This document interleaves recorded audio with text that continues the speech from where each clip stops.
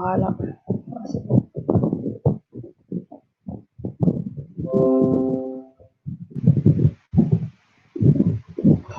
Donc,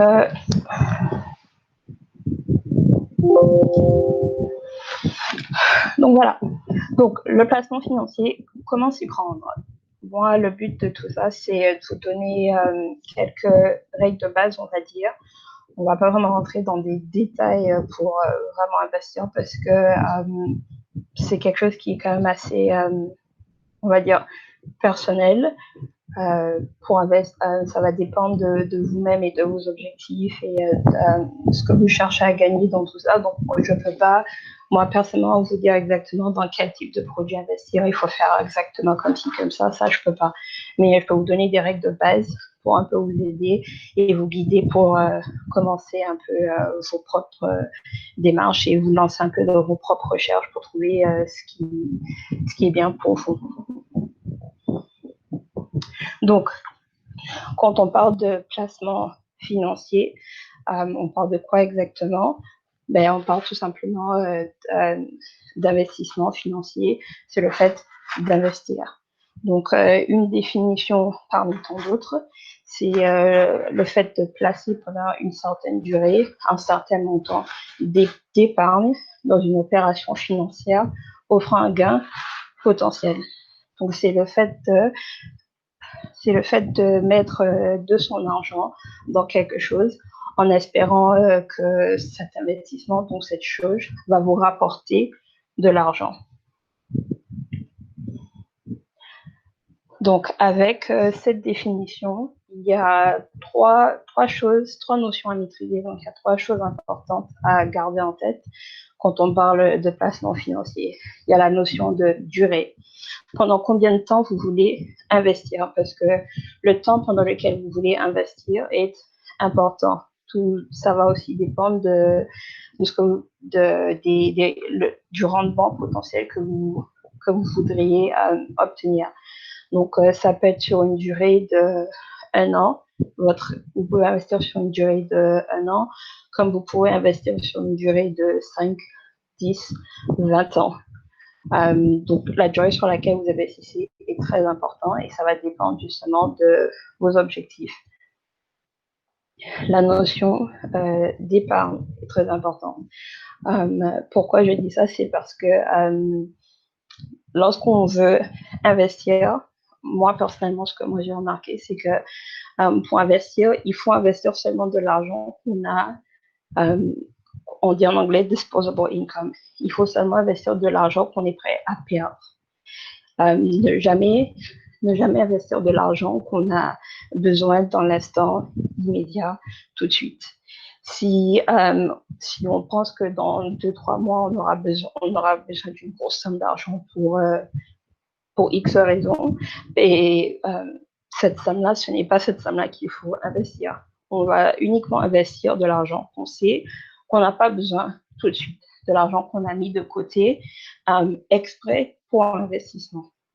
Et ensuite, la dernière notion à garder en tête, c'est la notion de rendement, donc de gain potentiel. Donc, c'est justement, comme je disais, cet argent en plus que vous allez, gagner.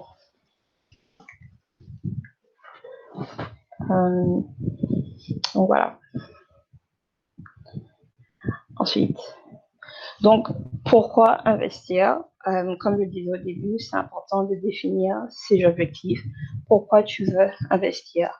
Il peut y avoir 1001 raisons pour investir, mais les raisons qui vous poussent à investir sont importantes parce que ce sont ces raisons-là qui potentiellement vont vous guider dans votre choix d'investissement.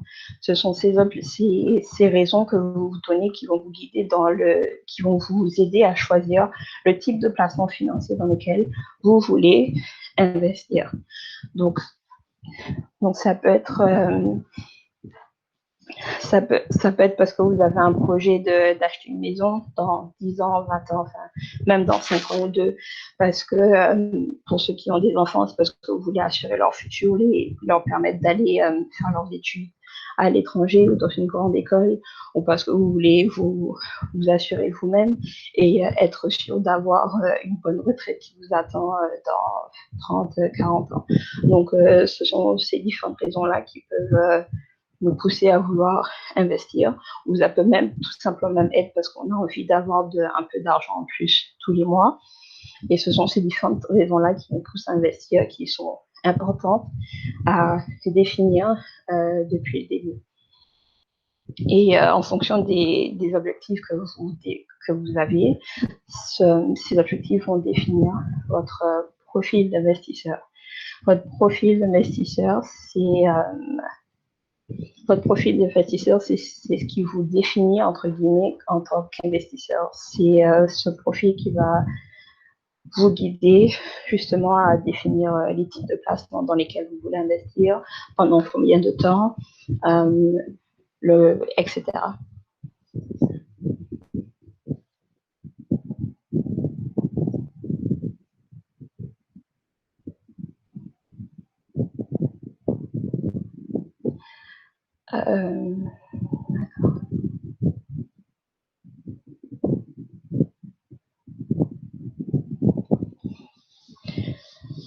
Donc, quand je parlais d'objectifs financiers au début, les objectifs... donc oui, une fois que vous aurez défini vos objectifs donc personnels, donc la raison pour laquelle vous voulez investir, à ce moment-là, vous arrivez à un moment où il faut définir vos objectifs financiers. Donc, en termes d'objectifs financiers, ça veut dire définir de quelle somme avez-vous potentiellement besoin dans le futur ou que vous voulez gagner. Donc, combien de temps vous voulez pouvoir récupérer cette somme d'argent. Si vous vous dites, je sais pas, pour ma retraite, dans 30-40 ans, j'aimerais avoir au moins 50-60 000 de retraite pour ma retraite dans 30-40 ans, mais ça fait partie de vos objectifs financiers. Donc, il faut trouver une stratégie pour justement vous aider à pouvoir générer cette somme-là au bout de 30-40 ans. 30-40 ans. Donc, dans combien de temps, à quelle échéance, ça fait partie de vos objectifs financiers, définir plus ou moins une date environ vers laquelle vous voulez gagner cette somme d'argent et définir si vous voulez de l'argent, on va dire, tout de suite. Il est possible de recevoir à travers les instruments dans lesquels vous investissez. C'est possible d'avoir de l'argent qui rentre tous les mois, des dividendes, c'est possible de percevoir des intérêts, ou c'est possible même de générer un revenu en quelque sorte complémentaire à travers le placement financier. Donc, toutes ces choses-là, il est important de définir avant de vraiment se lancer dans l'investissement. Et du coup, une fois que vous aurez défini vos objectifs personnels qui vont vous permettre de définir votre profil d'investisseur et qui ensuite vont vous permettre de définir vos objectifs financiers, il est juste par la suite de créer un plan financier. Donc, le plan financier, c'est un document c'est le récapitulatif de tous les objectifs. Et dans ce plan financier, vous aurez détaillé tous vos objectifs financiers et les stratégies que vous voulez mettre en place pour obtenir ces objectifs financiers. Un plan financier, moi, je vous conseille d'aller voir potentiellement votre banque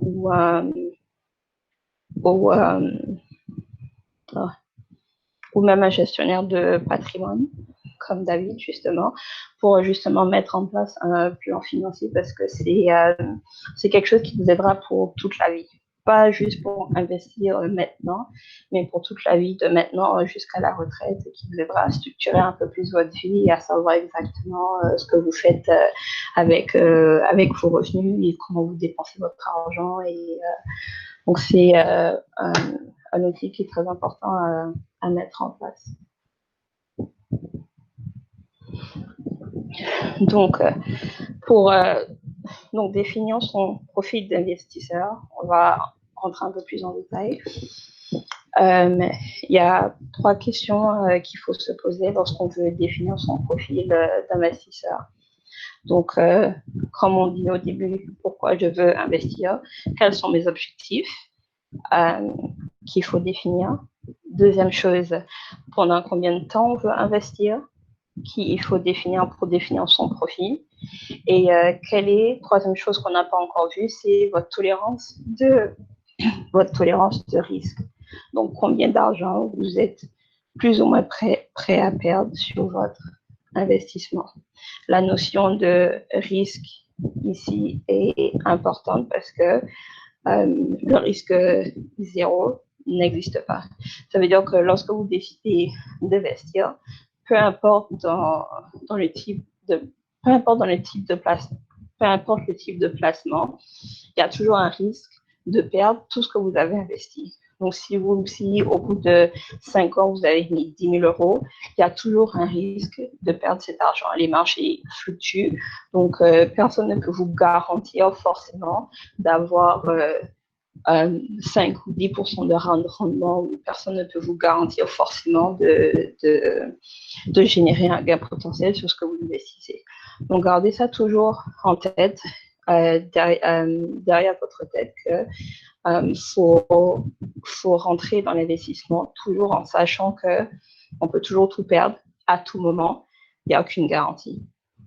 Et justement, c'est justement pour cette raison qu'il faut investir, mettre de l'argent qu'on n'a pas besoin à l'instant présent, de l'argent qui est inutile. Enfin, pas inutile, mais mettre de l'argent que vous savez que vous n'avez pas besoin tout de suite.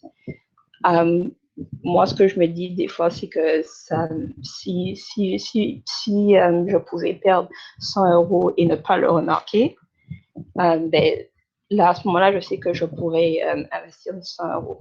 Donc, en gros, c'est vraiment de faire de son mieux. Je sais que c'est pas donné à tout le monde, mais faire de son mieux de vraiment investir de l'argent qu'on n'a pas besoin tout de suite, parce qu'on peut le perdre à tout moment.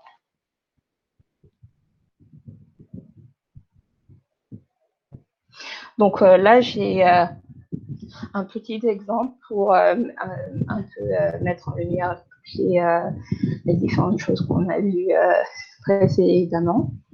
Donc, si vous imaginez un couple, une famille de 2 parents avec 2 enfants, donc Philippe et Marguerite, ils ont 2 enfants âgés de 7 et 4 ans. Donc, eux, ils se sont dit qu'ils veulent assurer le futur de leurs enfants en les permettant de faire leurs études à l'étranger, s'ils le souhaitent. Donc, dans environ 12 ou 14 ans, les enfants, ils vont être assez grands, ils vont aller à l'université et ils vont peut-être faire 1 an à l'étranger pour leurs études. Je sais qu'on est beaucoup, même ici, qui l'ont fait. Et c'est un investissement qui est assez conséquent. Donc, que l'on souhaite faire ses études à l'étranger ou faire ses études tout court, c'est un investissement qui est conséquent. Donc là, Philippe et Marguerite se sont dit, on va s'y prendre en avance et on va planifier le futur de nos enfants pendant qu'ils sont encore petits. Donc, pour réaliser justement ce projet, donc leur objectif personnel dans ce cas-là, c'est de permettre leurs enfants de faire peut-être 1 an d'études à l'étranger quand ils auront l'âge d'aller à l'université. Ça, c'est leur objectif personnel, Philippe et Marguerite. Maintenant, leur objectif financier, ils ont dû faire des calculs. Ils ont dû faire des calculs par rapport à aujourd'hui combien ça coûte à peu près pour faire 1 an d'études à l'étranger. Disons s'ils veulent faire 1 an d'études en Espagne par exemple, combien ça pourrait coûter entre logement, nourriture, déplacement, frais de scolarité, etc., etc. Ils ont calculé et ils ont trouvé un chiffre rond. Ils se sont dit environ 20 000 pour 1 an par enfant. Donc au total, ils auront besoin de 40 000 euros dans, on va dire, 12 ans. Donc ça, c'est leur objectif financier. je ne sais pas si je peux passer sur de l'anglais, mais they basically want to be able to raise 40,000 euros in the next 12 years. Sachant qu'ils sont tous les deux, ils ont tous les deux des travails. Ils travaillent tous les deux. Ils ont un travail normal, comme monsieur tout le monde. Ils gagnent pas non plus 3 000, 4 000 par mois. Ils doivent gagner aux alentours de 1 500 euros par mois. Donc, voilà, c'est quand même conséquent comme investissement. C'est un gros objectif.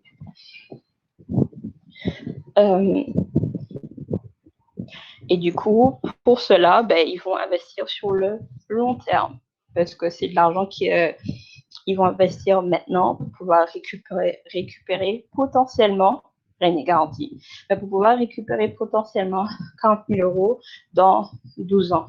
Donc, eux, c'est un investissement à long terme qu'ils vont faire. Et ça veut dire que c'est de l'argent qu'ils ne vont pas pouvoir récupérer tout de suite. C'est de l'argent qu'ils vont laisser et qu'ils ne vont pas toucher pendant une douzaine d'années potentiellement. Donc, ils vont investir dans des instruments financiers. Ils vont mettre leur argent dans des placements qui sont plutôt stables. Des placements comme des actions, donc investir dans d'autres sociétés. Je suis sûre que beaucoup d'entre vous, vous savez que vous pouvez investir dans d'autres sociétés sur les marchés boursiers. Vous pouvez obtenir une part de Apple, par exemple. Vous pouvez investir dans Apple, vous pouvez investir dans McDo, dans Sephora, pour les sociétés qui sont cotées en bourse. Donc, ils se sont dit, ils vont passer par cette méthode-là, cette stratégie-là pour investir de l'argent. Donc, ils vont acheter des titres pour potentiellement les revendre plus tard avec l'idée que ces titres qu'ils achètent, donc les parts de ces sociétés qu'ils achètent maintenant, avec l'espoir que la valeur va augmenter avec le temps. Et du coup, quand ils vont le vendre, l'argent qu'ils vont se faire en plus, ben, ça, c'est leur rendement. Donc, ça, c'est un peu leur stratégie. Donc là, pour vous donner un exemple un peu plus concret de ce que c'est lorsqu'on doit définir ses objectifs personnels financiers. Et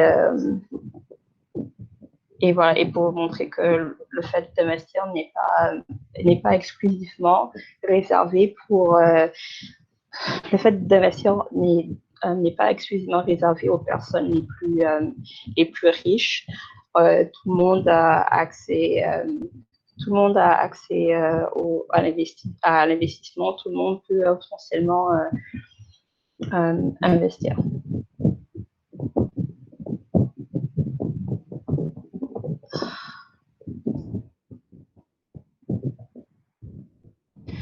Donc voilà. Donc jusque-là, est-ce que tout le monde me suit? Ça semble logique ce que je dis ou juste pour être sûr que that everybody following and nobody follows it. Okay. Yeah, Miriam, you're doing great. D'accord. Donc, comme je disais, investir sans argent, est-ce que c'est possible? Et que faire si l'on pense que l'on n'a pas... Oh my God, I can't speak. Que faire si l'on pense ne pas en avoir? What do we do if we think we don't have money to invest? Donc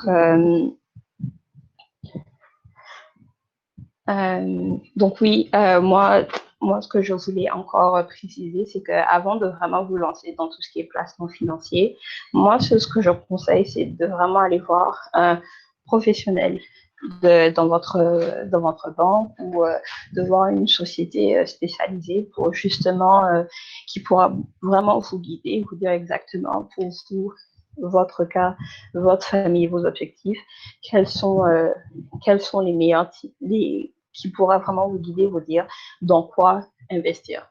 Là, actuellement, ce n'est pas le but n'est pas de vous dire exactement investissez dans X, Y, Z. C'est pas le but. Le but, c'est de vous donner, comme je disais au début, un plan de base et pour que vous soyez, juste pour vous montrer que c'est accessible à tout le monde et c'est pas réservé aux personnes les plus riches. Donc oui, ici, je vous disais bien il est très important de mettre en place un plan financier. On va encore voir la définition plus en détail plus tard. D'accord. Donc lorsqu'il s'agit d'investir, donc comment faire? Donc, première chose, c'est de changer sa mentalité, ne pas croire aux fausses idées. Et ce que ça veut dire, tout simplement, c'est que, comme je disais, ne pas se dire dans la tête que je ne peux pas investir parce que j'ai pas d'argent. Je ne peux pas investir parce que je ne gagne pas assez d'argent par mois. Je ne peux pas investir parce que, à partir du moment où, honnêtement, vous vous mettez toutes ces idées-là dans la tête, ben, vous n'allez pas investir. Et j'en suis la preuve concrète. Je le sais très bien qu'une fois que mentalement on se dit qu'on ne peut pas le faire, ben, ce sera jamais fait parce qu'on ne va pas chercher à le faire. Donc, c'est un changement de mentalité avant tout pour investir. Deuxième chose, le fait de se dire qu'on n'a pas d'argent, ça c'est moi personnellement, moi je pense que c'est quand on dit qu'on n'a pas d'argent, c'est pas vrai. C'est pas le fait de ne pas avoir assez d'argent. Souvent, il y a des exceptions comme dans tout dans la vie, mais souvent c'est une mauvaise gestion de l'argent qui fait qu'on n'arrive pas à investir. Donc ça veut dire que pour une personne qui gagne, on va rester sur 1 500 € par mois, si vous êtes parent, vous avez des enfants, vous avez une voiture à payer potentiellement, donc le loyer, les courses, tout ce qui est électricité, eau, etc. Donc vous payez tout ce qui est nécessaire. Mais je suis sûre que pour beaucoup de foyers, il reste une petite somme à la fin du mois, que ce soit 100 €, que ce soit 50 €, il vous reste une petite somme à la fin du mois. Et du coup, cette somme-là qui vous reste à la fin du mois, c'est cette somme-là, justement, au lieu de prendre cette somme-là et d'en faire autre chose avec, aller au cinéma ou aller au resto, ce genre de choses, il vaut mieux prendre cette somme-là, pas pendant longtemps, vous pouvez faire 6 mois, vous prenez ces 50 ou 100 ou 20 € qui vous restent par mois, après que tout soit payé, vous prenez cette somme-là et vous mettez de côté avec l'objectif de pouvoir l'investir dans 6 mois ou 1 an. Donc, voilà pourquoi je dis mauvaise gestion ne rime pas avec manque d'argent. You need to reassess basically what you do with your money every month. Everything that you spend, you need to reassess to be able to see where you can pinch and where you can actually save money and reinvest that money wisely. Donc, 3 actions clés. Donc, comment faire justement pour mieux gérer son argent. Donc, ce sont pas des secrets, c'est pas des formules magiques. It actually takes work, and I know firsthand that it actually takes work to be able to do that. Donc, pratiquer la discipline. Donc, ça veut dire que, ok, on est vendredi soir, on a une longue semaine de travail, on s'est dit, on a envie de sortir, se faire plaisir, sortir avec les amis. Ben, là, il faudra peut-être se discipliner et se dire, non, ce soir, je ne sors pas. Ce soir, je ne vais pas aller au bar. Ce soir, je ne vais pas aller au resto. Les 20 ou 30 € que j'avais prévu de dépenser au resto, je vais les garder dans ma poche. Je vais épargner cette somme, comme on disait au début. Je vais épargner cette somme-là pour que je puisse, dans 6 mois, avoir 100 €, 150, 200 € pour pouvoir investir sur les marchés par la suite. Donc, être discipliné, quelque chose qui est très difficile pour beaucoup d'entre nous, moi je pense. Et voilà, mais avant tout, il faut être discipliné. Deuxièmement, pour mieux gérer son argent, il faut vivre selon ses moyens. Donc, vivre selon ses moyens, ça veut dire ne pas dépenser plus que ce qu'on a. et même des fois vivre en dessous de ses moyens. Donc, si on a l'habitude, comme je disais, d'aller au resto tous les vendredis ou d'aller dans des restos, je sais pas, 3 étoiles une fois par semaine, peut-être scale down et faire un petit tour à McDo à la place au lieu de faire un grand resto 3 étoiles. C'est de vivre et essayer de vivre avec le minimum possible pour pouvoir économiser le maximum possible. Je ne sais pas si...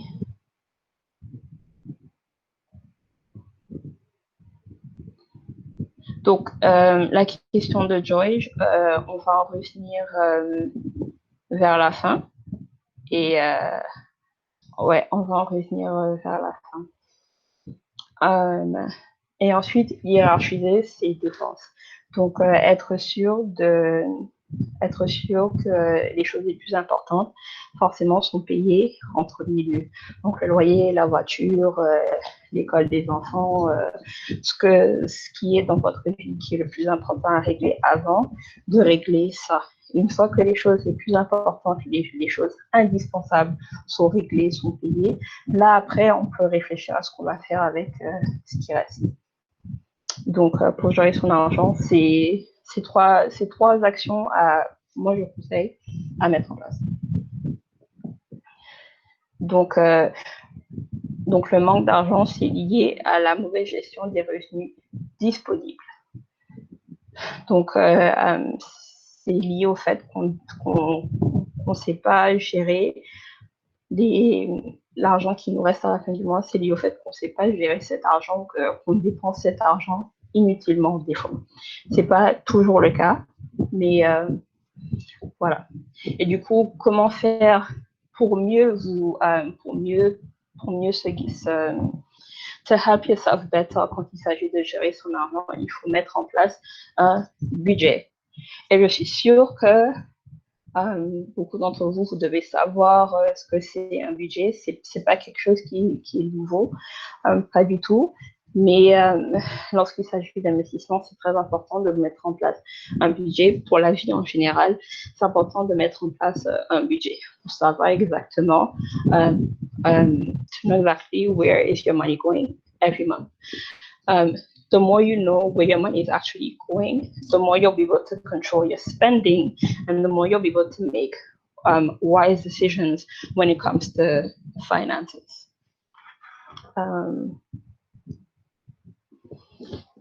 Donc, pour investir, deuxième chose, il faut épargner et cibler.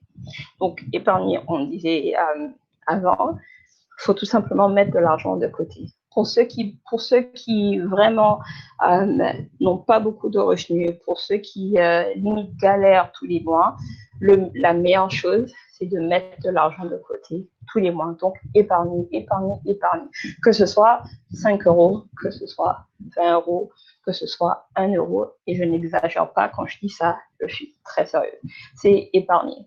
Parce que dans tous les cas, moi, quelque chose que je me dis tout le temps, c'est que peu importe ce que vous faites, le temps va passer. No matter what it is you're doing, time will pass. So might as well make that time count. Donc, utilisez le temps à bon escient.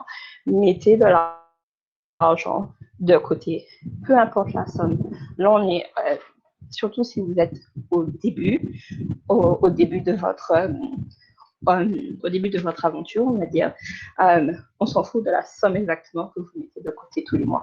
Le plus important, c'est de mettre de côté. Parce que si aujourd'hui, vous ne pouvez pas mettre 100 euros direct, investir 100 euros directement, parce que très souvent, pour investir, si vous passez par votre banque ou par des sociétés de gestion ou autres, ils vont vous demander un minimum de 100. Il y a d'autres qui vont vous demander un minimum de 1000 euros pour pouvoir investir. Donc, généralement, pour rentrer dans le jeu, il faut la plupart des cas, il faut investir une grosse somme. Donc, si on ne peut pas investir une grosse somme tout de suite, il faut mettre de l'argent de côté jusqu'à ce qu'on arrive à cette somme-là. Donc, que ce soit 100, que ce soit 50, que ce soit 1000, il faut épargner. Deuxième chose, c'est qu'il faut cibler. Et là, c'est là où justement la valeur du plan financier et d'un financial advisor, je ne connais pas le terme en français, je suis désolée, mais là, c'est là où vient l'importance de ces deux choses-là. Quand je parle de cibler les types de placements dans lesquels vous souhaitez vous lancer selon votre profil d'investisseur. Parce que vous n'allez pas investir dans tout ce qui existe. Les marchés financiers sont très vastes. Il y a des milliers de différents types d'instruments financiers et vous ne pouvez pas investir dans tout. Donc, il faut savoir, moi je dirais vous-même déjà vous renseigner et ensuite aller voir un professionnel pour savoir quel type de placements sont les mieux adaptés pour vous, pour votre vie et pour vos objectifs. Donc, il faut cibler. On ne peut pas investir dans tout et ça ne sert à rien d'investir en tout, de se retrouver à gauche et à droite, surtout si vous commencez. Cibler, rester dans un type de placement. Généralement, moi, c'est ce que moi je conseillerais, c'est de rester dans un type de placement et après, vous pourrez éventuellement diversifier par la suite. Mais pour le début, on cible, on reste dans une catégorie, si on peut le dire comme ça, spécifique. Et donc, raison pour laquelle je dis connaître les marchés financiers, là aussi, ça va vous demander un peu de recherche personnelle, mais c'est pour comprendre lorsqu'on va vous parler justement d'actions, obligations, lorsqu'on va vous parler de fonds, de plein de choses différentes. Moi, je pense que c'est toujours un plus si on sait exactement ce que c'est, toutes ces différentes choses-là. Avoir un minimum de connaissances comme ça, lorsque vous êtes prêt justement à déposer votre argent, nobody can take you for a fool. En gros, c'est ça. C'est de connaître un minimum comme ça. Les gens, ils vont pas essayer de profiter de vous parce que vous avez un minimum de connaissances. Vous savez plus ou moins comment ça marche. Donc, on ne va pas profiter de vous et vous pourrez. Oui. Voilà. Et troisièmement, oui. William. Oui. Oui, non, je voulais juste rajouter par rapport aux connaissances sur les marchés financiers. Oui. C'est très important parce que souvent maintenant, par exemple, les banques ou les sociétés d'investissement, elles vont demander à remplir un questionnaire pour voir ton niveau de connaissance.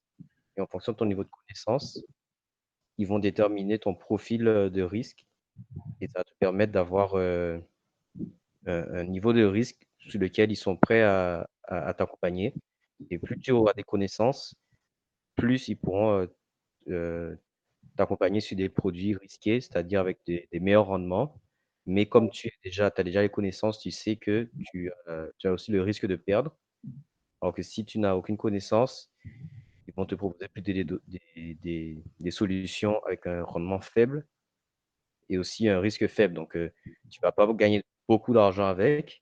Tu vas gagner plus d'argent que sur un placement normal, mais tu ne vas pas gagner beaucoup plus d'argent que sur un placement plus risqué. Mais aussi, ton argent sera sur un placement beaucoup plus sécurisé. Donc, si on peut faire quelques recherches avant d'essayer de se lancer, histoire d'avoir quelques connaissances et d'avoir un profil un peu plus flexible pour choisir les produits sur lesquels on veut investir. Donc, voilà. Voilà. Juste une petite parenthèse. Donc, David, en règle générale, plus on souhaite avoir des rendements élevés, plus il faut investir dans des produits risqués. Plus il faut prendre de risques, en gros, pour avoir plus de rendement. C'est correct ce que je dis? Oui, c'est tout à fait ça. Voilà. Donc, la notion de risque, pour ceux qui potentiellement vont faire leur recherche après cette séance aujourd'hui, la notion de risque, c'est quelque chose que vous allez voir très, très souvent. Et il faut bien garder ça en tête que le risque zéro, donc ça veut dire zéro risque, ça veut dire I'm never going to lose my money, ça n'existe pas. Comme David nous l'a confirmé, plus on veut gagner généralement, plus il faut investir dans des produits risqués. Donc, bien garder ça en tête pour vos futures recherches. Et du coup, troisième chose, pour pour pouvoir investir sur les marchés, c'est savoir si on veut investir en solo ou accompagné. Donc, quand je dis investir en solo, donc tout seul, ça veut dire que l'on va choisir nous-mêmes les investissements, les placements qui nous intéressent et qu'on va nous-mêmes injecter de l'argent dans ces différents types d'instruments financiers. Généralement, quand on parle d'investissement en solo, investissement actif, ça veut dire qu'on va investir sur la bourse. Ça veut dire qu'on va investir, donc, comme notre exemple d'avant, on va investir dans des actions, sur le marché des actions et obligations. On va choisir des sociétés, que nous, on trouve qui sont saines, qui ont une bonne réputation, etc., etc., à différents critères. On va choisir ces différentes sociétés et on va leur dire entre guillemets, pour l'exemple, on va leur dire, tiens, je veux investir dans votre société. Et quand on investit dans ces sociétés-là, généralement, on reçoit des dividendes pour les actions. Donc, c'est une somme d'argent que la société donne un peu comme des bénéfices tous les mois, où on va recevoir des intérêts quand il s'agit d'obligations. Donc, mais ça, c'est un travail qui... je ne sais pas s'il y en a parmi vous qui l'ont déjà fait, peut-être, mais ça, c'est quelque chose qui est assez... qui est lourd. Ça prend beaucoup de travail, beaucoup de recherche personnelle, parce que si on va aller investir dans Apple, par exemple, ben, il faut faire des investigations, en gros. Il faut savoir est-ce que la société, elle est saine.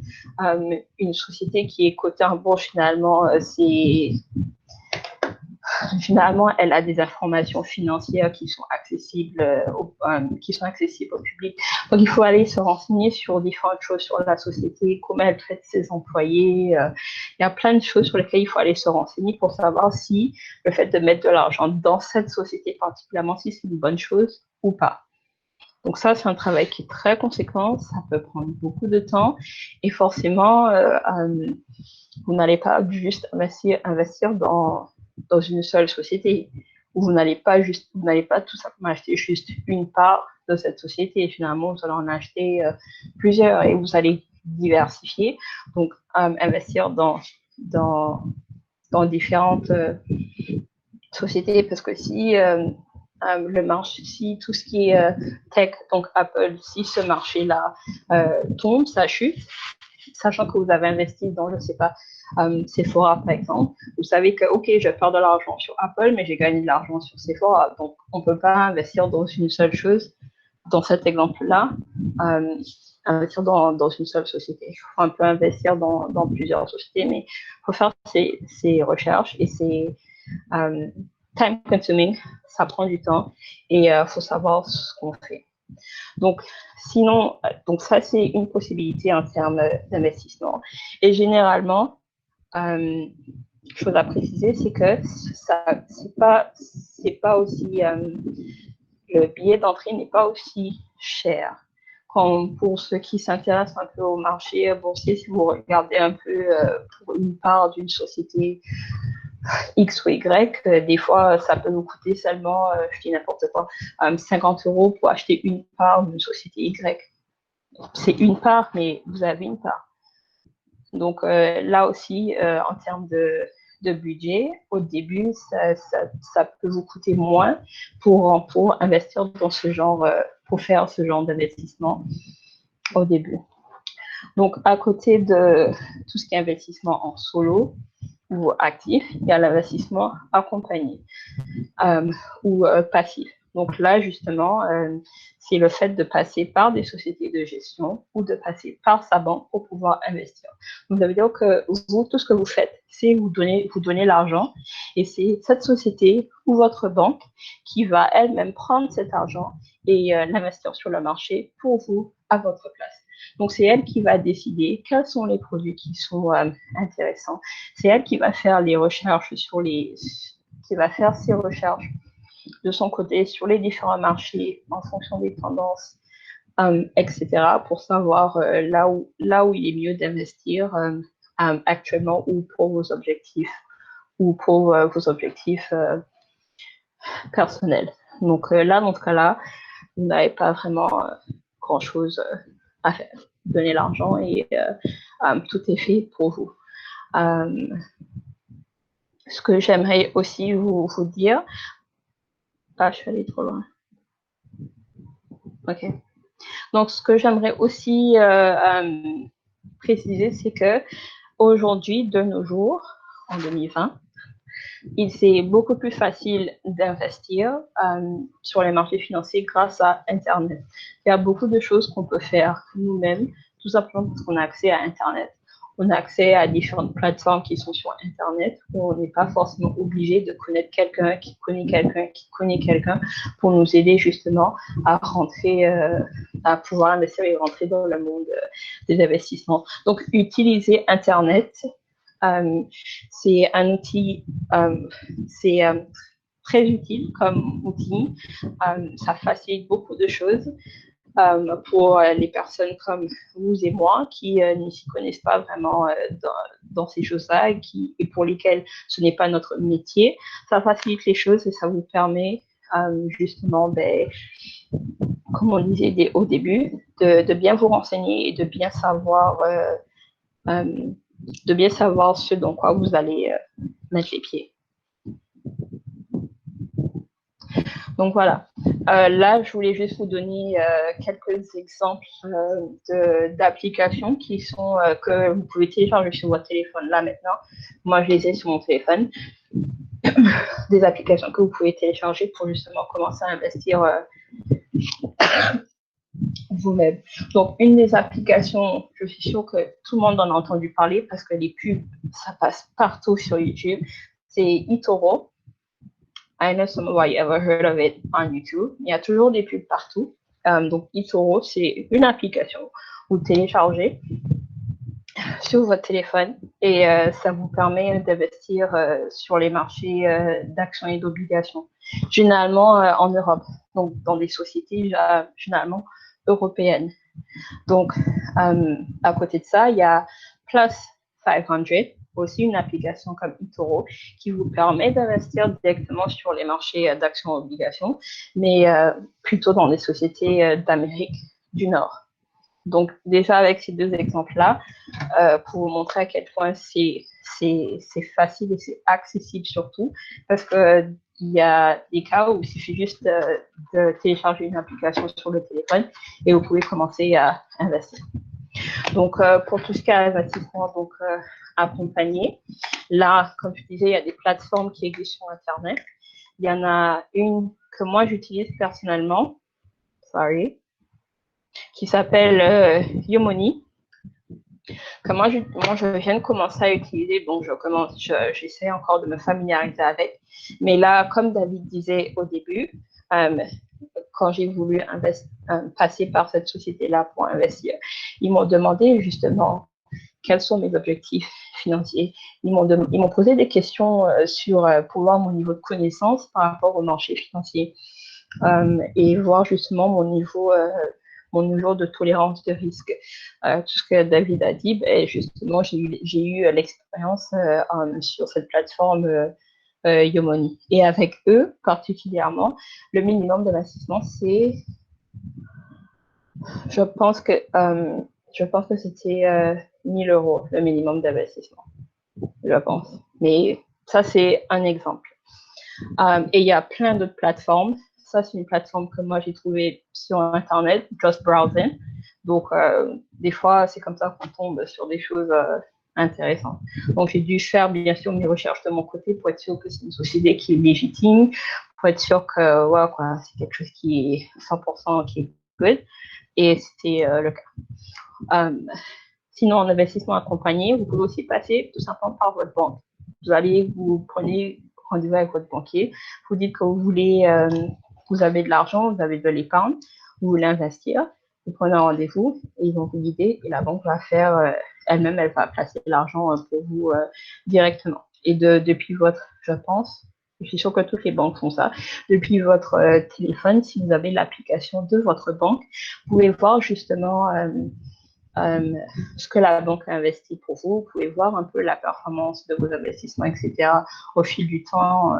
Donc, même si vous n'êtes pas en train de vous-même placer l'argent sur les marchés, vous avez quand même la possibilité d'avoir certains suivis sur votre investissement à travers les plateformes Internet de la banque ou des applications même de la banque.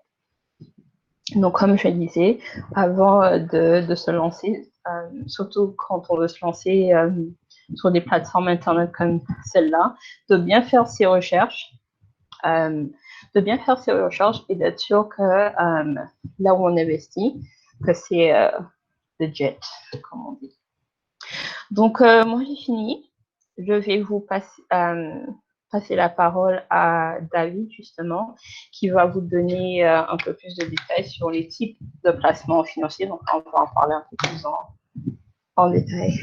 David. Je pense que c'est assez clair et assez simplifié. Donc, si tu as des questions, n'hésitez pas à poser.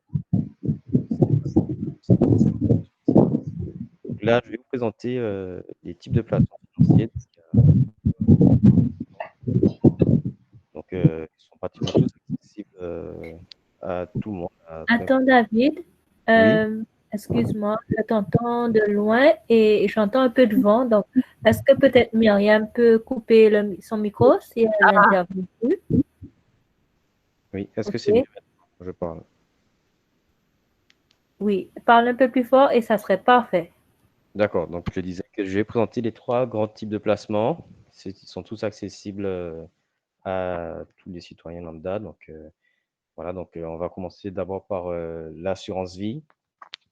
Et aussi, je vais présenter aussi les placements similaires et l'immobilier et ensuite tout ce qui est bourse, actions, obligations. Donc, on va passer à la slide suivante. Donc, l'assurance vie. Donc, l'assurance vie, il ne faut pas penser que c'est une assurance comme on va prendre une assurance automobile. C'est plutôt ça fonctionne plutôt comme un compte, comme vraiment un placement financier sur lequel on va verser de l'argent. On va pouvoir soit faire un versement à l'ouverture et laisser l'argent dessus, ou bien programmer des versements mensuels, trimestriels, faire des versements programmés. Donc, l'argent qui va être posé dessus, l'argent va être investi sur deux supports. Donc, en fait, l'assurance vie, ça fonctionne, on a deux supports. On a le fonds euro qui est peu risqué. Donc, ça va être investi sur... on n'entend pas? Attends, c'est comme ça, c'est mieux, sans les casques. Oui, c'est mieux comme ça?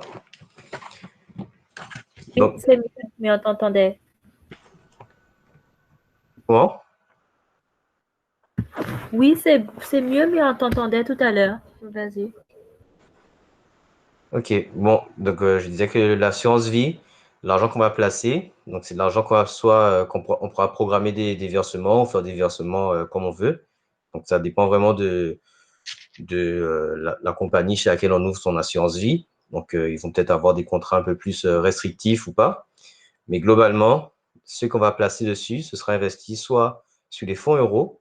Donc les fonds euros, ce seront des fonds qui sont basés sur l'euro, la valeur de l'euro. Donc, c'est assez sûr, c'est plutôt risqué, peu risqué. Donc, il y aura, comme j'ai dit, il y aura peu de rendement, mais il y aura aussi un risque de perte vraiment très faible. Donc, sur le fonds euro, c'est vraiment quasiment sûr. Et souvent, la partie qui investit sur le fonds euro, c'est une partie qui est dite garantie. Donc, s'il y a des pertes, l'assurance va couvrir. Et ensuite, à côté, il y a aussi les unités de compte. Donc ça, c'est un terme un peu technique, mais en fait, c'est toute la partie qui va être investie sur des actions et des obligations. Donc en fait, il y aura des fonds qu'on pourra choisir et qui vont avoir différents profils de risque. Par exemple, on pourra avoir un fonds qui sera composé que d'actions ou d'obligations, par exemple d'actions de grandes sociétés françaises. Donc, des sociétés qui sont cotées depuis longtemps en bourse. Donc, on connaît leur, à peu près leur profil. On sait qu'il n'y a pas trop de risques. Et on sait qu'il y a un rendement assez intéressant. Donc, ça va être peut-être des grandes sociétés comme EDF, peut-être des banques ou des Total, etc. Donc, ça, il y aura peut-être ça. Il y aura aussi peut-être des fonds qui sont investis sur des petites entreprises qui sont cotées. Donc, là, il y aura peut-être un rendement plus intéressant. Donc, elles seront en pleine croissance, des startups, par exemple.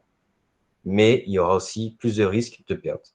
Donc, ce sont les deux principaux supports. Ce sont les deux supports sur lesquels on va investir lorsqu'on va placer de l'argent sur une assurance vie. Et par exemple, si ça dépend de la société sur laquelle on va, on pourra avoir la répartition entre les fonds euros et l'unité de compte. Et on verra que plus il y a de fonds euros, moins c'est risqué et moins plus le rendement sera faible, mais aussi plus le risque de perte sera élevé. Donc, plus le risque de perte sera faible aussi. Donc, il faut toujours prendre en compte que le fait que le risque, ça va dans les deux sens. C'est-à-dire, plus on a de chances de gagner de l'argent, plus on a de chances de perdre cet argent. Donc, il ne faut jamais oublier cela. Donc, ensuite, sur l'assurance vie, les versements qui sont ce qu'on appelle les primes, vont donner lieu à des intérêts. Donc, les intérêts vont être calculés par rapport au taux de rendement de l'assurance vie. Et ce sont ces intérêts qui vont, eux, être capitalisés de même que les versements. Et ils vont aussi produire des intérêts. Donc, c'est le concept de l'épargne. Donc, de placer de l'argent qui va produire de l'argent avec des intérêts. Et les intérêts vont être capitalisés et produire eux-mêmes de l'argent. Donc, en général, l'assurance vie, l'objectif de l'assurance vie, c'est de disposer d'un capital à une date déterminée. Donc, l'assurance vie, on pourra l'ouvrir et programmer une date d'échéance, dire je l'ouvre et je veux que dans 10 ans, recevoir l'argent. Parce que dans 10 ans, j'ai un projet, comme par exemple dans l'exemple de Myriam, on avait un taux, un objectif, c'était de financer les études des enfants. Donc, on peut ouvrir une assurance vie et se dire qu'on veut que dans 12 ans, comme dans l'exemple, on veut que dans 12 ans, on récupère l'argent qu'on a placé. Donc, voilà. Ou bien, ça peut être une assurance vie qu'on appelle viagère. Donc, ça, c'est le terme technique. Donc, c'est une assurance vie qui va être ouverte à vie et sur lequel on pourra placer de l'argent à vie. Donc, ça, il n'y a pas de date limite. C'est simplement lorsqu'on voudra le clôturer ou qu'on voudra retirer de l'argent, on pourra le faire comme on veut. Donc, il y a Louis-Philippe qui parle le taux de rentabilité. Donc, le fonds en euros, le taux de rentabilité, en général, en 2019, il était autour de 2%. Donc, c'est mieux que tous les placements qu'on a à ce livret A, etc. Mais ça c'est faible par rapport à ce qu'on a sur les unités de compte où on peut avoir du 8%. Ou, voilà. C'est 2% en moyenne.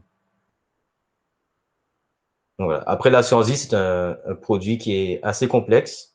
Quand on rentre dans les détails, on peut voir qu'on peut faire beaucoup de choses. On peut retirer l'argent sous forme de rente, par exemple, c'est-à-dire que ça va nous donner comme un revenu et on va retirer de l'argent tous les mois. Et on peut, par exemple, programmer pour sa retraite, ouvrir une assurance vie et se dire qu'à la retraite, que lorsqu'on arrive à la retraite, il se débloque et on commence à toucher de l'argent.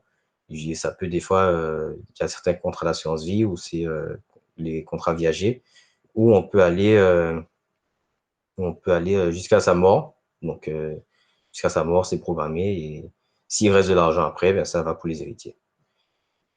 Alors, oui, Louis-Philippe, tu peux avoir du 8%, voire plus. En fait, ça va dépendre de ta tolérance au risque et ça dépend aussi de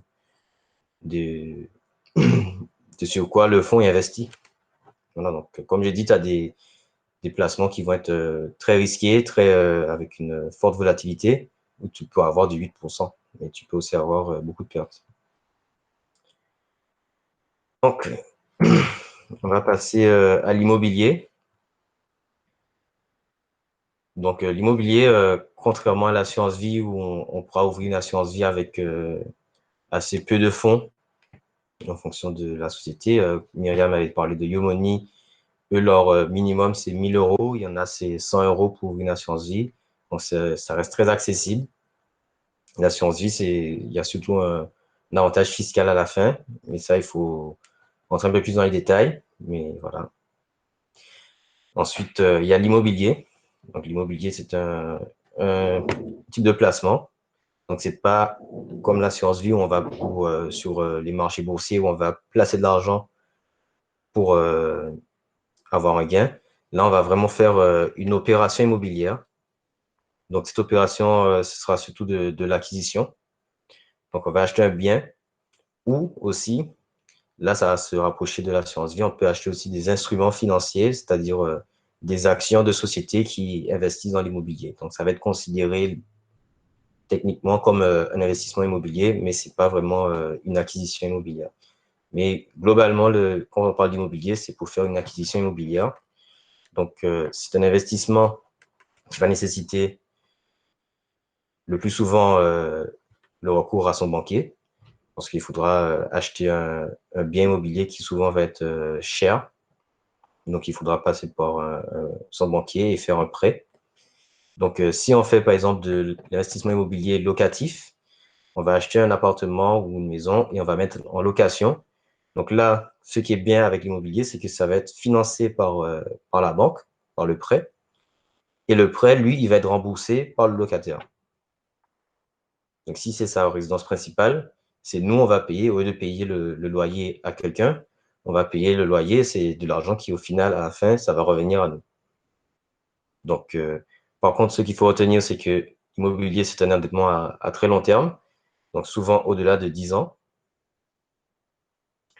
Donc, c'est souvent, la banque va souvent demander à ce qu'on soit bien préparé, à qu'on vienne avec comme Myriam avait dit, un plan financier bien détaillé, parce que si on se lance dans l'immobilier sans rien connaître, on a une grosse dette et on peut très vite se retrouver dans une situation compliquée. Donc, l'immobilier, c'est un investissement qui est assez intéressant et que souvent les gens aiment bien disposer de l'immobilier parce que c'est de la pierre, c'est du concret. Lorsqu'on achète un immeuble, on le voit, on voit ce qu'on a acheté, alors que lorsqu'on achète une action, on ne sait pas trop ce qu'on a acheté, on ne sait pas vraiment ce que c'est. Alors que l'immobilier, c'est vraiment du concret.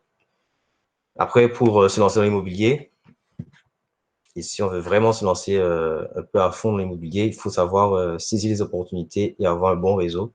En général, les gens qui réussissent dans l'immobilier, ils ont ce sens de l'opportunité et ils ont réussi à développer leur réseau pour dénicher justement ces opportunités et savoir à quel moment bien vendre et à quel moment racheter.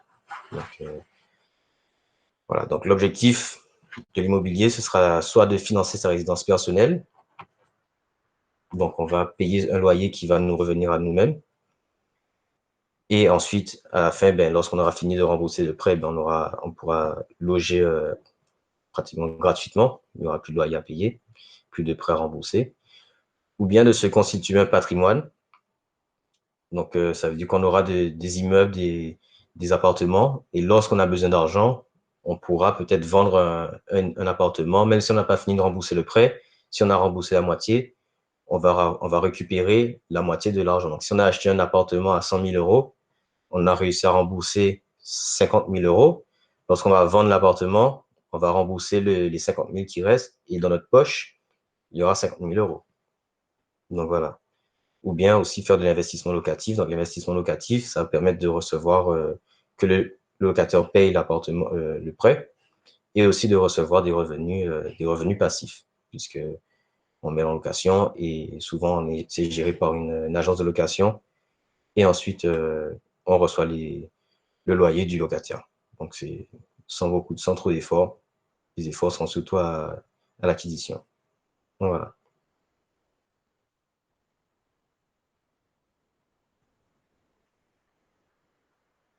Oui, on peut passer au suivant. Donc ensuite, en troisièmement, on va voir donc tout ce qui est relatif à la bourse, donc les marchés d'actions et d'obligations.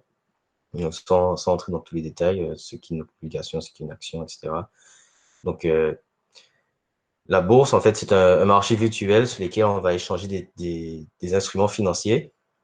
C'est-à-dire que une société va rentrer sur la bourse et elle va mettre ses actions, donc c'est des parts de la société, elle va les mettre sur la bourse et ce sera accessible à tout le monde. Donc, on pourra acheter et les revendre. Donc, ce sera des actions ou bien les obligations. Les obligations, ce sont des titres de dette.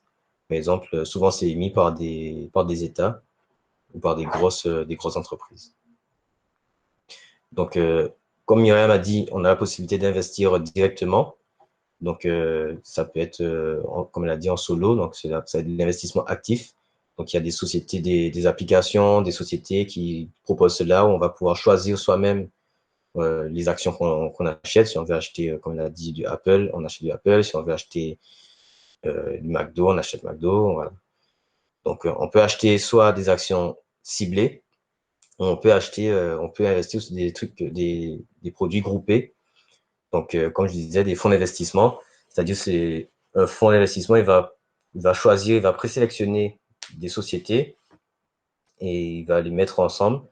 Et lorsqu'on va investir dessus, on va détenir des parts sur toutes les sociétés qui sont dans le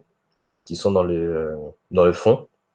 Donc, ça permet d'avoir un truc un peu plus homogène et avec un niveau de risque qui n'est pas dépendant d'une seule entreprise. Parce que c'est ça le risque, en fait, lorsqu'on investit sur une seule entreprise.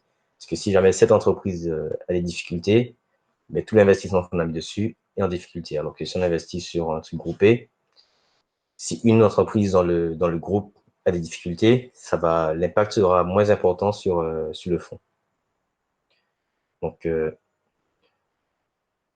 Donc souvent, on va passer pour cela par des sociétés spécialisées, ça s'appelle des OPCVM, donc ça va être comme YouMoney, par exemple, qui va proposer des solutions de placement. Donc eux, en général, c'est assez bien détaillé, on a tous les profils de risque, normalement, on a les informations sur toutes les sociétés qui composent les fonds d'investissement pour savoir dans quoi on investit, parce que si on n'a pas envie d'investir par exemple, si on est écolo, on n'a pas envie d'investir dans le pétrole, ben, il y aura le détail. Donc voilà. Donc il faut faire attention lorsqu'on investit sur les marchés boursiers. Il faut toujours considérer le niveau de risque qui est représenté par chaque placement. Et il faut savoir diversifier, puisque la diversification va permettre de réduire le risque. Donc c'est un peu le principe des fonds d'investissement qui vont diversifier, qui vont prendre plusieurs sociétés pour diminuer le risque. Donc voilà. Et c'est un peu ce que Myriam disait en disant que on peut commencer en choisissant un premier placement et ensuite diversifier lorsqu'on a commencé à avoir assez d'épargne et tout, de moyens d'épargne. Donc l'objectif de l'investissement boursier, ça va être soit de recevoir un revenu complémentaire, donc avec les dividendes, les intérêts, de maximiser son rendement. Si on investit tout seul et qu'on est assez actif sur les marchés financiers, on peut jouer à l'achat, à la revente sur des sociétés. Donc ça demande de l'investissement personnel et beaucoup de connaissances.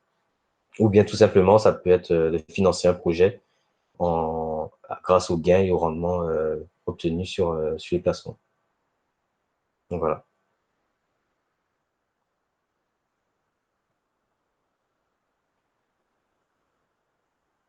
Voilà. On peut passer à la suite.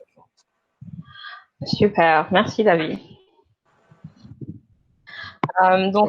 Excusez-moi. Oui. Oui, j'ai posé une question sur le chat, mais je suis arrivé un peu trop tard. Je voulais savoir, par rapport aux actions, aux obligations, est-ce que vous avez des critères à conseiller sur les investissements? Tu peux répéter, s'il te plaît? Je voulais savoir, par rapport aux actions et aux obligations, enfin surtout aux actions de société, sur quels critères on peut se baser, même si ce sont des critères comptables, pour pouvoir choisir entre une ou plusieurs sociétés. Non, moi, je dirais si tu veux choisir toi-même une société, il faut s'y connaître un peu, il faut connaître la société déjà. Il ne faut pas investir dans une société que tu ne connais pas, il faut essayer de faire des recherches sur la société et voir un peu l'historique de son rendement pour voir s'il n'y a pas trop de risques. Enfin, ça dépend de tes objectifs, comme on a dit. Ça dépend de ton objectif personnel et de ta tolérance du risque. Donc, tu vas regarder une société que tu connais. Et si tu vois une société qui est intéressante, tu fais des recherches sur la société et tu regardes son niveau de rendement, tu regardes aussi, c'est aussi très lié à l'actualité. Comme on l'a vu avec le coronavirus, il y a des sociétés qui ont été très impactées, d'autres ont été moins impactées. Donc, il faut faire attention à tout cela. C'est pour ça que lorsqu'on ne s'y connaît pas trop, c'est souvent recommandé de passer par un gestionnaire d'actifs qui il aura les connaissances et il le fera à ta place. Et juste pour savoir, je crois que les marchés, il y a Euronext et Alternext. Je ne sais pas si vous en connaissez d'autres. Alors après, tu auras les marchés nationaux de chaque. Par exemple, tu auras la NYSE pour les États-Unis. Donc ça, c'est New York. Tu auras Euronext, c'est pour l'Europe. Et après, tu auras d'autres. Tu auras au Japon, tu as un autre. Voilà. Mais c'est tout, ce sont des cours. Ouais. Salut tout le monde. Est-ce que je peux intervenir rapidement là-dessus, David, Oui, si tu me permets? Sur le sujet de l'investissement boursier, effectivement, sur le choix de la société, c'était bien que tu rappelles que c'est énormément lié à l'actualité. Tu vas avoir ce qu'on appelle l'analyse fondamentale. Donc, c'est ce que tu disais, David, les recherches qu'on va faire sur l'entreprise. Est-ce que c'est une entreprise qui innove, qui investit? Est-ce que c'est une entreprise qui est sur un marché porteur ou pas? Et ensuite, on va avoir derrière la lecture des chiffres. Donc, il y a un site qui s'appelle stockinvest.us, je le mettrai dans le chat, qui compile les informations de pas mal de sociétés et qui permettent d'avoir des notes de risque, de cotation, d'investissement en utilisant le PER. Enfin bon, après, c'est sûr que côté recherche, il faut quand même connaître un petit peu les ratios, mais c'est pas hyper compliqué non plus. Et puis après, tu vas avoir l'analyse technique. Là, c'est aller regarder en fait finalement n'importe quelle entreprise et se dire que quand tu regardes ces graphiques, donc sa courbe de prix, la MACD, le RSI, tu vas pouvoir avoir quelques techniques pour anticiper les mouvements de l'action.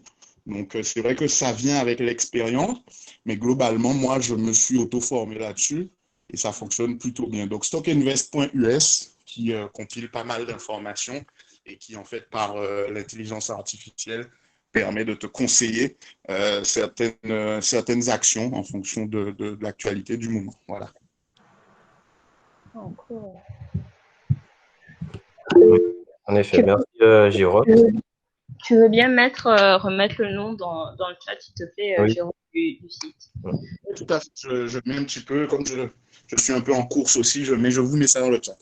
D'accord, merci.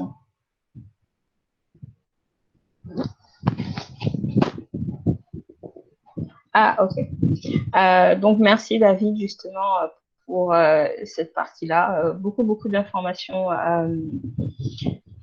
Et il est rentré un peu plus dans le côté, on va dire, technique des choses, choses que moi, je ne maîtrise pas. Donc, merci beaucoup, David.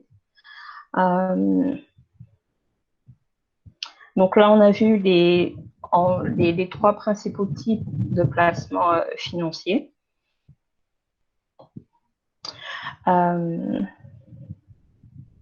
Okay. Donc, pour revenir sur tout ce qui est plan financier et budget surtout, pourquoi il est important de comprendre la différence entre ces deux types d'outils quand on veut justement se lancer dans l'investissement financier.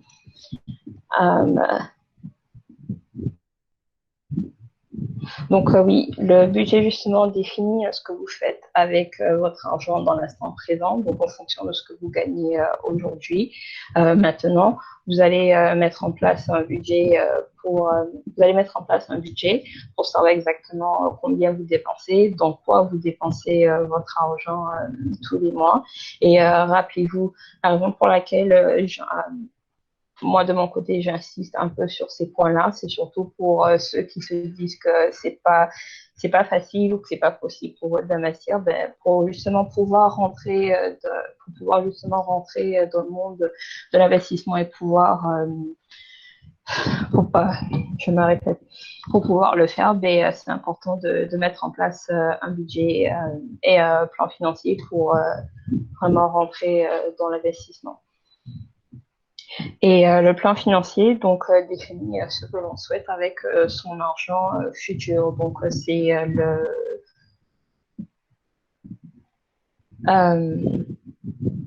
c'est un peu le récapitulatif donc, de ses objectifs financiers et personnels, les différentes stratégies que l'on souhaite mettre en place. Et voilà, donc les deux outils sont importants. Les deux outils sont importants et le budget fait partie du plan financier, mais le plan financier ne fait pas partie du budget. Je suis en train de... Oui, le budget fait partie du plan financier, mais le plan financier ne fait pas forcément partie de votre budget. Donc, important juste à garder ça en tête. Donc, là, c'est une définition un peu plus détaillée du plan financier, mais vu l'heure qu'il est, je ne vais pas m'attarder sur cette partie-là. J'espère que vous avez compris ce que c'est, vous avez compris l'utilité. So to save time, I'll just skip on this part.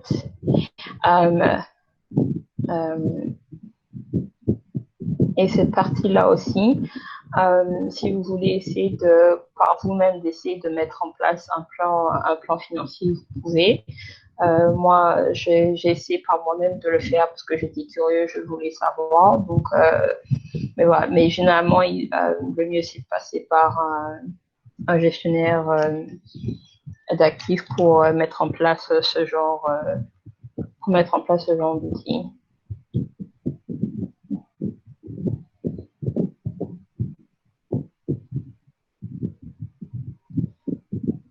Le budget aussi par souci de temps, je dirais, parce que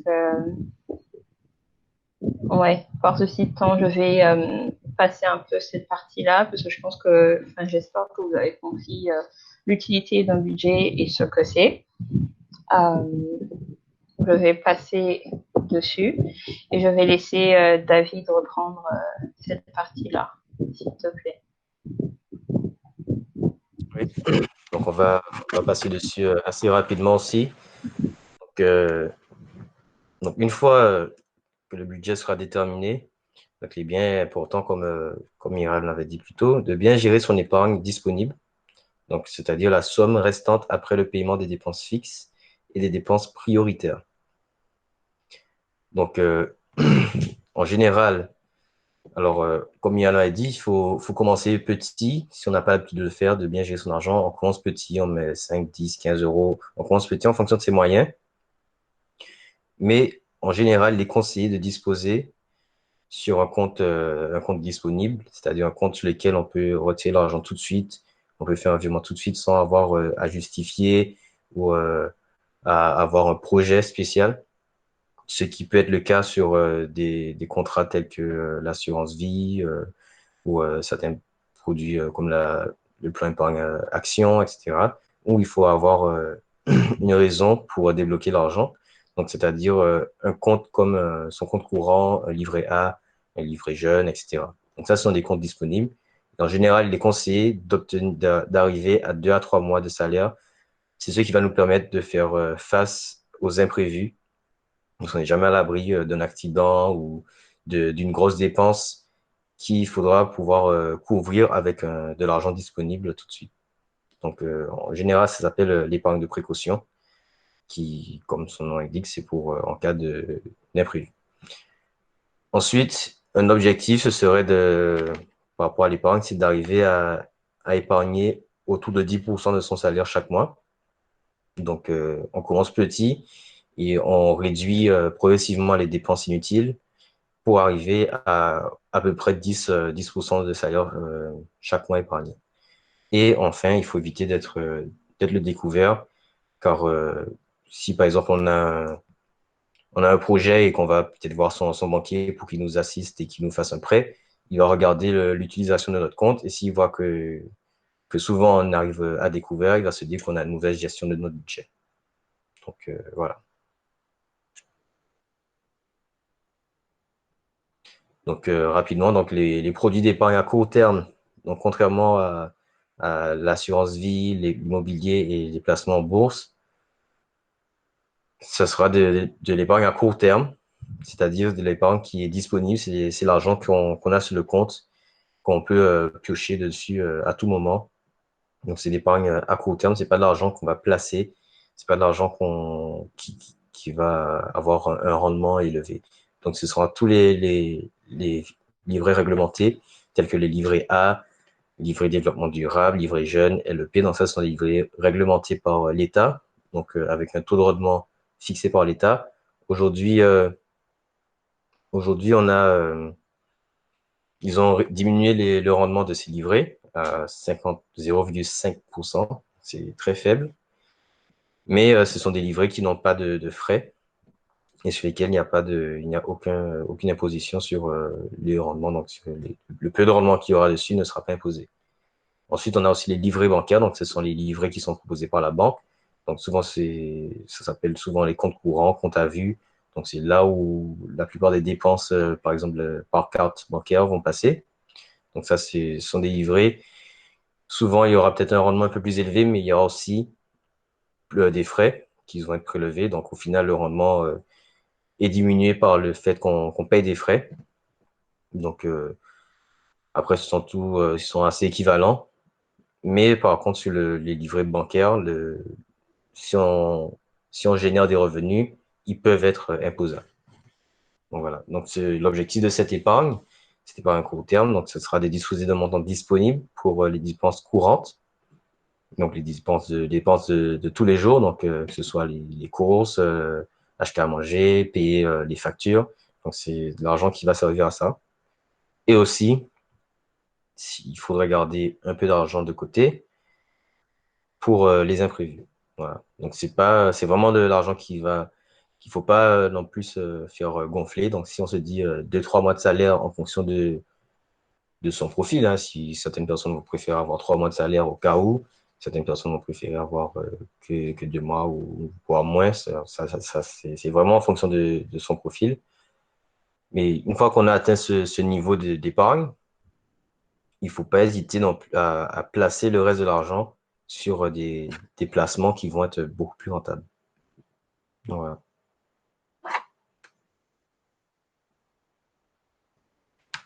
On t'entend pas, Myriam. Tu vas couper ton...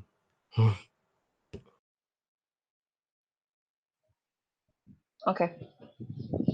On m'entend là? Vous m'entendez? Oui. Donc,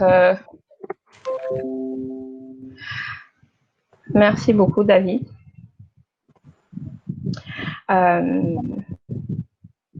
Donc oui, comme Louis a fait la remarque dans le chat, très, très important de développer une culture de l'épargne. Moi, que l'on veuille investir ou pas, toujours important d'avoir une certaine somme de côté. On ne sait jamais ce qui peut arriver. Donc, voilà. Donc, pour finir,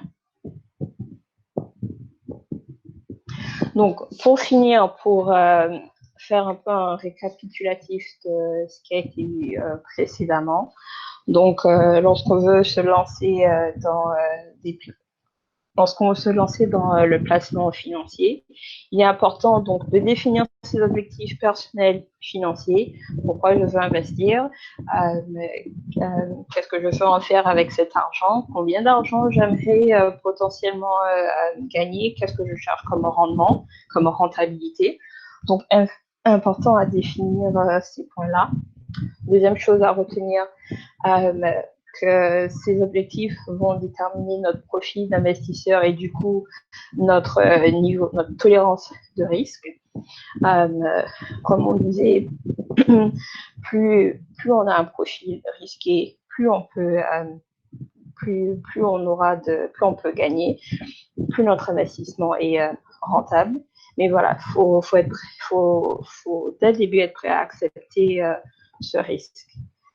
parce que vous pouvez tout perdre du jour au lendemain. Donc, cibler sa stratégie. Là, c'est en faisant ses recherches personnelles, mais aussi en travaillant avec un gestionnaire d'actifs ou un gestionnaire de patrimoine qui, avec vous, va vous aider justement à cibler les stratégies, donc les types de placements qui sont adaptés à vous et à vos objectifs. Quatrièmement, mettre en place un budget. En fonction de vos revenus, en fonction de votre style de vie, comment vous vivez, comment vous dépensez. Mais il est important de mettre en place un budget parce que le fait de mettre en place ce budget, c'est ce qui vous permettra d'allouer une certaine somme vers votre investissement futur. Donc, vous allez décider, je vais mettre tous les mois 100 € de côté pour pouvoir investir en bourse ou dans l'immobilier ou quoi que ce soit, ou pour un projet immobilier X ou Y. Donc, important de mettre en place un budget pour vraiment voir, avoir une vision globale sur vos revenus et sur vos dépenses. Et du coup, cinquièmement, mettre en place, je le répète encore, un plan financier. Et juste pour terminer, le risque zéro n'existe pas. Ça veut dire que peu importe le placement que vous faites, il y a toujours un certain niveau de risque et toujours garder ça derrière la tête, peu importe ce dans quoi vous voulez investir. Donc voilà. Si des questions, on est à l'écoute.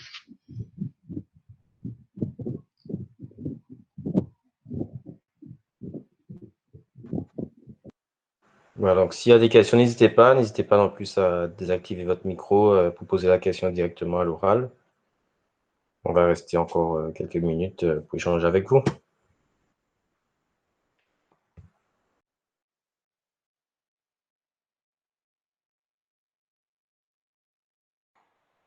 Alors moi j'ai pas de questions, mais je souhaitais quand même vous remercier parce que c'était très instructif.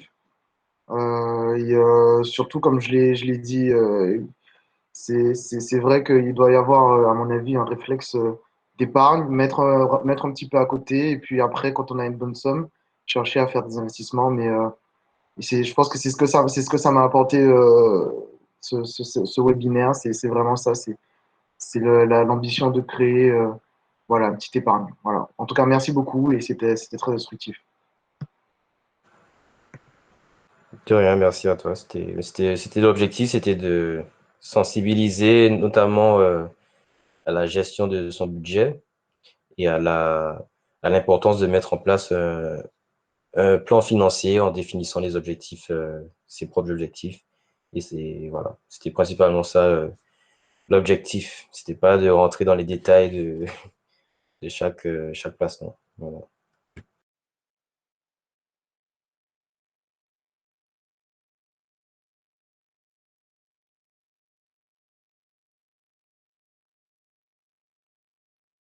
Voilà.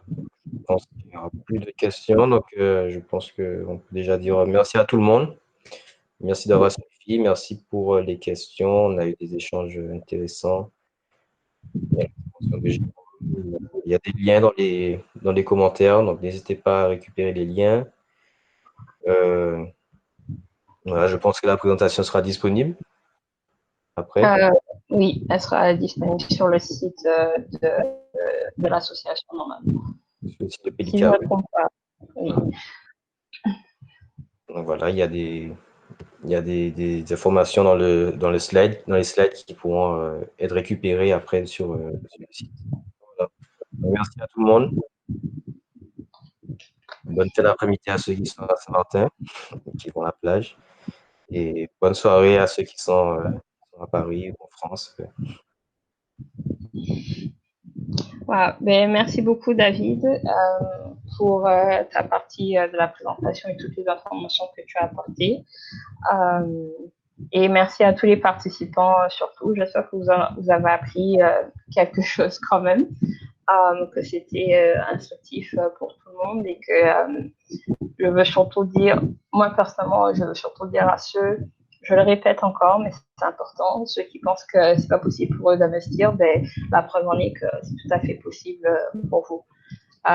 Moi, dans ma tête, j'ai surtout voulu faire cette présentation pour ces personnes-là parce que je me trouvais dans une situation où je me disais, je peux pas parce que j'ai pas les moyens, parce que ceci et cela. Donc, j'espère que maintenant, vous voyez un peu les opportunités qui s'offrent à vous. Et si vous avez, comme David disait, des questions, n'hésitez pas. Et voilà. Donc, bonne soirée à tous. Bon après-midi. Merci. Et bon week-end. Bonne soirée, Myriam.